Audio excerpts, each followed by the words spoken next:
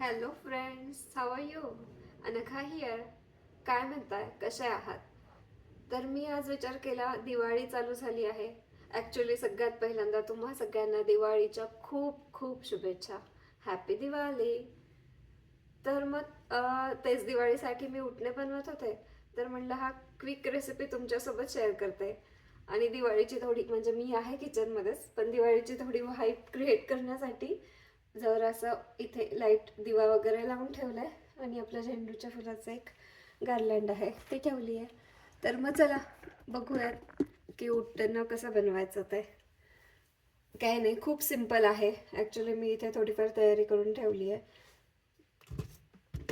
तर यामध्ये मी अगदी थोडंच घेतलंय डाळीचं पीठ, बेसन. तर हे थोडं बेसन घेतलेलं आहे मी.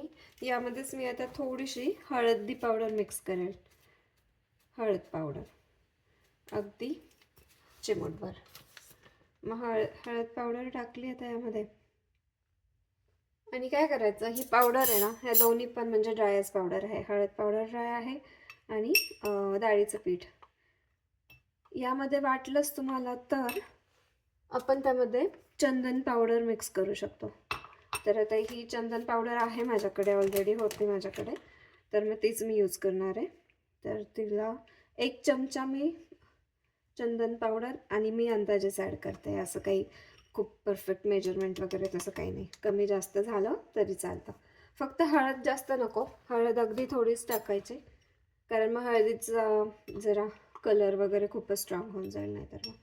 आणि आता हे डाळीचं पीठ, थोडीशी हळद आणि चंदन पावडर, तर हे तिन्हीचं मिश्रण तयार करून असंच आपण तयार करून ठेवलं ना, आणि मग पाहिजे तेव्हा यूज करता येतं. आणि काय होतं, हे मिश्रण रेडी असेल ना तर मग आपण पटकन यूज करतो. नाहीतर मग एव्हरीडे हे असं बनवायचं आणि मग ते वापरायचं म्हणलं की खूपच कंटाळा येतो, असं वाटतं मग ते नकोच बनवायला. त्यामुळे असं रेडी करून ठेवायचं एका डब्यामध्ये, आणि मी पाहिजे तेव्हा मग ते यूज करायचं. मग ह्याची पेस्ट करण्यासाठी पाणी पण मिक्स करू शकतो, दूध टाकू शकतो, नाहीतर मग गुलाब वॉटर असेल तर गुलाब वॉटर, रोज वॉटर टाकायचं. नाहीतर दही दही जरी यूज केलं तरी, दही तर सगळ्यात छान मला तर वाटतं की डाळीचं पीठ आणि दही हे कॉम्बिनेशन म्हणजे छान आहे. स्वच्छ क्लीन स्किन होतं. ही अशी पावडर मी तयार करून ठेवली. आता जेव्हा आम्हाला यूज करायचे तेव्हा मी यामध्ये दही मिक्स करेल आणि पेस्ट मग ही मी यूज करेल. हे हे एक झालं डाळीच्या पिठाचं. आणि इथे मी तीळ घेतले होते. तुम्ही कुठलेही तीळ घेऊ शकतात, म्हणजे एकदम पांढरे असतात, काळे, नाहीतर हे असे थोडेसे मिक्स, त्याचं काही फरक नाही पडत. तर मग हे तीळ घेतले आणि त्याची ना मी पावडर बनवली. पावडर मी आत्ता जस्ट बनवली आहे. तर मग ही तिळाची पावडर मी आता ह्याच्यामध्ये काढते. आता मी ही तिळाची पावडर भरपूर जास्ती बनवून ठेवली आहे, कारण काय आहे ना, दिवाळीच्या वेळेस जरा थंडच असतं आणि थंडीमध्ये तिळाने खूपच छान मॉइश्चरायझिंग स्किन बनते. तर मग ते छान वाटतं. त्यामुळे मग तिळाची पावडर अशी बनवली आहे.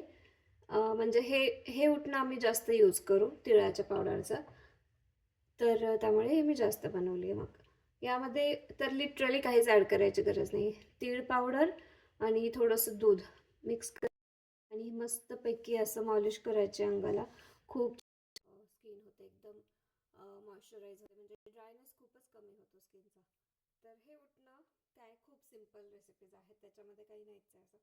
पण मग समजा डाळीचं पीठ वगैरे कसं नाही, थोडंसं ड्राय करू शकतं स्किनला, त्यामुळे मग दही टाकलं तर थोडं मॉइश्चराईज होतं स्किन. नाहीतर मग त्याच्या आधी काय करायचं, हे कोकोनट ऑइल मी घेतलं. तर आधी ऑइलने मॉलिश करायची. तुम्ही कुठलंही ऑइल घेऊ शकता. आता हे कोकोनट ऑइल आहे, यामध्ये हे माझ्याकडे तिळाचं तेल आहे, ऑलिव्ह ऑइल आहे, ते पण तुम्ही घेऊ शकता. कुठल्याही ऑइलने मस्तपैकी आधी, आणि ऑइलला थोडंसं ना कोमट गरम करून घ्यायचं आणि मग नंतर त्याच्याने मॉलिश करायचे. आणि ऑइलची छान मसाज झाली ना, तर नंतर मग आंघोळ करताना हे उठणं लावून केली आंघोळ की अभ्यंग स्नान जे म्हणतो आपण, सकाळी उठून लवकर ऑइल मॉलिश मसाज करून उठणं वगैरे लावून, तर मग स्किन खूप छान होते. आणि खरंच ह्याचा जर अधूनमधून रेग्युलर आपण यूज केला ना, स्किनमध्ये खूप फरक पडतो. असं नाही की एकदाच वर्षातून कधीतरी वापरायचं आणि मग परत नाही. तर त्यापेक्षा अधूनमधून वापरत राहायचं.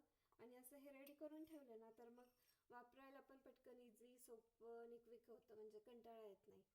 तर हे आहे असं. आणि मी दिवाळीचं डेकोरेशन वगैरे पण करणार आहे. जर तुम्ही इंटरेस्टेड असाल, तुम्हाला बघावं वाटत असेल, तर मग तसं सांगा कमेंटमध्ये. मग थोडंसं आपण आता हे दिवाळीचं चालू आहे, तर मी दिवाळीचं जराशे व्हिडिओ अपलोड करेल असा माझा विचार आहे. तुम्हाला काय वाटतंय तुम्ही पण कमेंटमध्ये सांगा. आणि चलो, bye for now. Happy Diwali.